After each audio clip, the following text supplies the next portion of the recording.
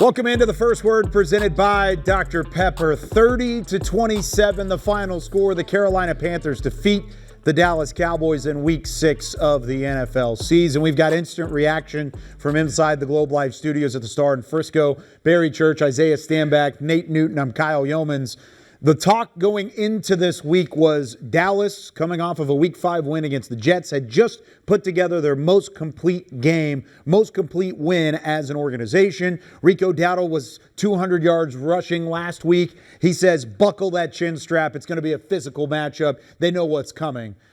One of those was going to have to continue, and the other one was not going to. Carolina kept the momentum. Dallas did not. They fall in what was really a bad loss for this Cowboys team, Isaiah. Yeah, this one is very much so inexcusable, and this one hurts. Yeah. You're 2-3-1.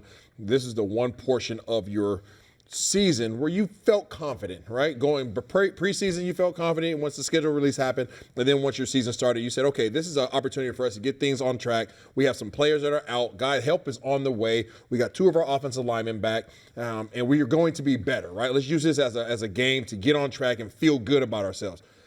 But this is the NFL, and you cannot look past any opponent. You were in their crib, and they took care of business. Rico Dowdle gave you a heads up as to what to expect. Yeah, you could have looked at it as fluff. You could have looked at it like we did as bulletin board material, but at the end of the day, you have to back it up. We couldn't stop a runny nose, and because of that, they controlled the time of possession. They controlled the ball. They took care of the situations, and Dallas couldn't seemingly get anything going. Yeah, for me, this is like you just said, this was an ugly loss. That's going to haunt the Dallas Cowboys. I mean, like you said, this is when you get into the preseason, you kind of circle this game. All right, this is a game that we should get a W in. We should win this one. But against the NFC opponent, you drop this game, ugly loss. Offensively, the connection between Dak Prescott and George Pickens is once again explosive. Awesome, yeah. You're always going to have a chance in games when you have those two connecting the way they have been. But defensively, there's 2 things that are unsustainable and that you won't win games. It won't get far in the playoffs of doing. Is that if you cannot stop the run, which I believe Rico averaged 6.1 yards a carry, that's unheard of. 183 yards on the ground for Rico Dowdle. That's somebody who talked the talk before the game started, during the week, and then afterwards kind of just followed it up and stood on business exactly what he was going to say he was going to do to this defense. They didn't buckle up, and Rico ran right through them. Secondly, these explosive plays. Yep. I mean, I'm not so sure what's going on in this zone coverage, if they're not communicating, secondary, linebackers, whatever the case may be. But this is another game where you see wide receivers wide open. I mean, defenders aren't within 10 yards of these guys. A Tech McMillan, touchdown, cover 2, double move, the safety, bit up on it. Donovan Wilson bit up on the play, let the guy get behind him. The second play, Rico Dowdle, wheel route, right up the sideline. These are zone coverages. You have to be able to communicate as a defense, and you're not going to be a very, very good defense if you can't stop the run and you can't limit explosives. It's just not sustainable in the National Football League. What Barry is talking about there is when you go on the road, one thing we says in the NFL is you have to have defense to take on the road, you have to have a running game to take on the road, and you would like to have a couple of plays on special teams. We had none of that. We averaged 1.6 per carry for 31 yards. I mean, that's not enough. I mean, it was 19 carries, whereas they had 38 carries for over 200 yards at, like you said, a 5.7 clip. They wanted to come into this game to control time of possession. Even in their losses, they're looking to keep the game out of the hands of Bryce, and they did that today. They had a nice game, and Rico said, buckle it up. He not only buckled it up in the running game, he buckled it up in the passing game. So hats off to you, my friend. Yeah, buckle up, Buttercup. That's exactly what he said, and that's what he stood on. But I'm appalled at the fact that the Cowboys, again, I still wrapping my head around the fact, I know this is the first word, but I'm wrapping my head around the fact that they lost this ball game. And I am appalled at the fact that you get Tyler Guyton back, you get Tyler Smith back, and you only run the ball 19 times for 31 yards. That, to me, we talked about it in the pregame show. You get those guys back, like you expect violence. You expect those 2 to go out there and muscle guys up. And it's not just those 2, but you got 2 really good players back, especially you got one all-pro guy, your only all-pro O-lineman up there, and you only run the ball 19 times. Yes, you might be having some troubles, but you have to establish a ground game. You already mentioned it. George Pickens, Dak, that's awesome. 9 receptions, 168 yards, absolutely killed it. But this team has been predicated offensively off of your run. And if you can't get the run going, this is what happens to you. I want to talk about that real quickly because we've seen it before. Coaching staffs go away from the run. They go away and abandon it whenever it's not working. Javonte Williams was not running the ball effectively. 13 carries for 29 yards. That's 2.2 yards per pop. Yeah. So they weren't running it effectively. How do you combat that? And instead of abandoning it, you try and maneuver it a little bit because they tried the screen game in that drive, the final offensive drive. That wasn't working either. Where do you go there in order to try and finagle that enough to where it was effective? You know, I'm going to bounce past this one to Nate as in regard to this defense. And we didn't talk about the defensive scheme for Carolina. Carolina was running a 3-4 scheme. This is the first team we faced this year that has been a true 3-4 defense. So how does that propose a problem for the offensive line in regards to their blocking scheme, zone blocking schemes that we have as our offensive scheme when we're used to facing a 4-3, and they've been successful in the past, but now you face a 3-4 Well, defense. the thing about it, when you face it, they didn't play a normal 3-4. They played a lot of reduce. And what I mean by that, you have both guards open. You have the center covered and both tackles. Yeah, your angles are different for the running game, first of all. But then they slid down. They had a reduced look to the strong side of the tight end. They brought a guy over the tackle. He had a guy over the nose. So it was basically an over and an under. What got us, fellas, was Ashawn Robinson, number 94, and the big guy Brown. That is what got us.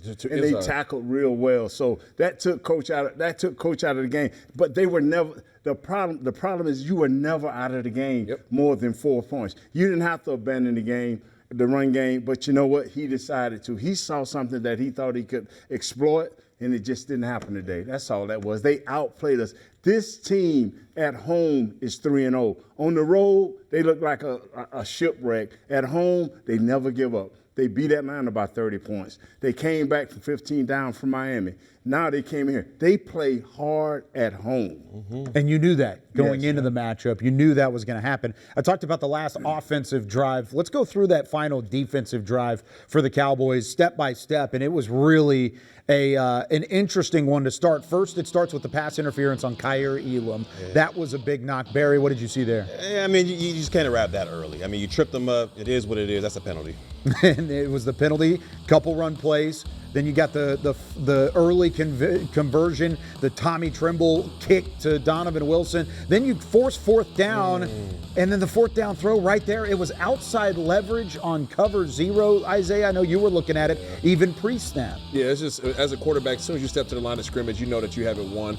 And then we get into the situation where you're down, you don't have any timeouts, you can't stop the clock. Now it's just a matter of us just centering it up for our kicker. Yeah, by that point it was already over with. It was the run game that helped kind of set it up. But when you had a chance to get off the field, especially on that fourth down play, you can't afford that to happen. Is that a scheme thing or is it an alignment thing? All right, it's both. But for me, it's definitely alignment. Not only was Bland, outside leverage there and gave all that inside room for the receiver, but he was 8 yards off. I mean, this is 4th and 4. Does he have the ability to change that as a player? Oh, yes. Okay. If it's 4th and 4, you're coming with a blitz, you got to be at least at the sticks. Yeah. Like, he should be no deeper than 4 yards because that balls have got to come out extremely fast. So not only was he outside leverage, giving all that inside to the wide receiver, but you're 8 yards off. It's like pitch and catch. You're basically 7-on-7 football at that. Yeah, it's routes on there. And as a quarterback, when you step to the line of scrimmage, even as a receiver, right? When you step up to the line of scrimmage and you know that it's 4th and short and you know that you have a slant route, the defense doesn't know what you have. I step to the line of scrimmage right off the back, pre-snap. If he's sitting outside and I know my route is going inside, I've won. Yeah. Before the ball is even snapped, I've won. Now, sometimes really good corners will come and they'll line up outside, and then as the ball snapped, they'll slide inside to take away what your potential route may be. But that didn't occur where they were trying to run a linebacker. They gave a cover zero look up front at the middle at the line of scrimmage, and then they try to run Kenneth Murray out underneath the slant route. But now you're asking your middle linebacker to beat a ball to the point. It's not going to happen. It's not going to happen. You don't have the defensive athletes to run what Eberflus want. I mean, you can, every week we've battled on our podcast and everywhere. Is it the coach? Is it the players? It's been 5 weeks.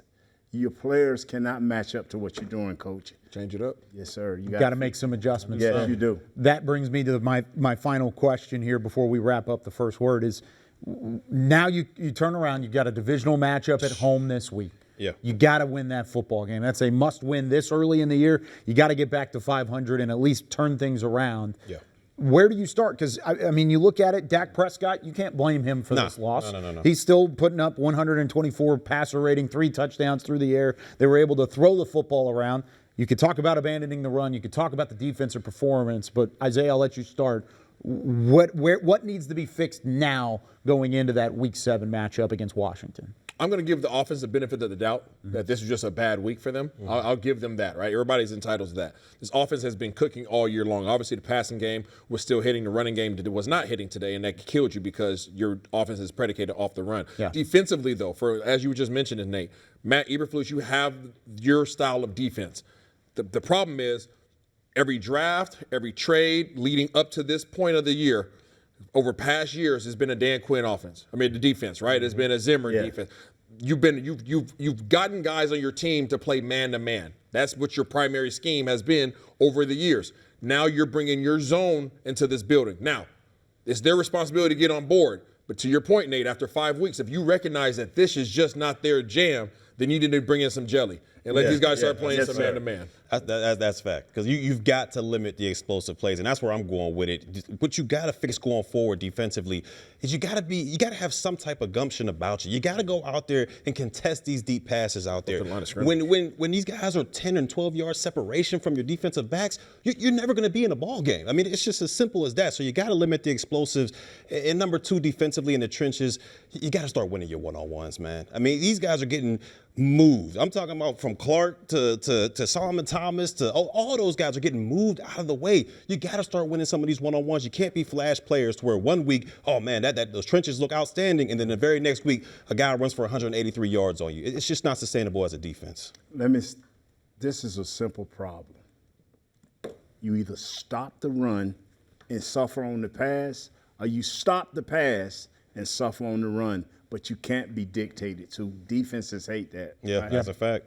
And they weren't able to slow down really either attack in this one. The Cowboys fall one more time to the Carolina Panthers. Their first loss against Carolina since 2018. 30-27 was the final score. Here are the final stats brought to you by Dr. Pepper. The Cowboys failed to reach 300 total yards. The Panthers over 400 yards of offense and over 200 on the ground. They also win that crucial time of possession stat line that we talked about going into the week between the Panthers and the Cowboys. The Cowboys fall to 2-3-1. The Panthers are at an even 500 at 3-3. Be sure to join Barry Church, Isaiah Stanback, Nate Newton, and myself, Kyle Yeomans, for the first word. And now going into OT, and we've got Cowboys game night as well. We've got 2 more post-game shows. Be sure to join us for both of those. This has been the first word presented by Dr. Pepper.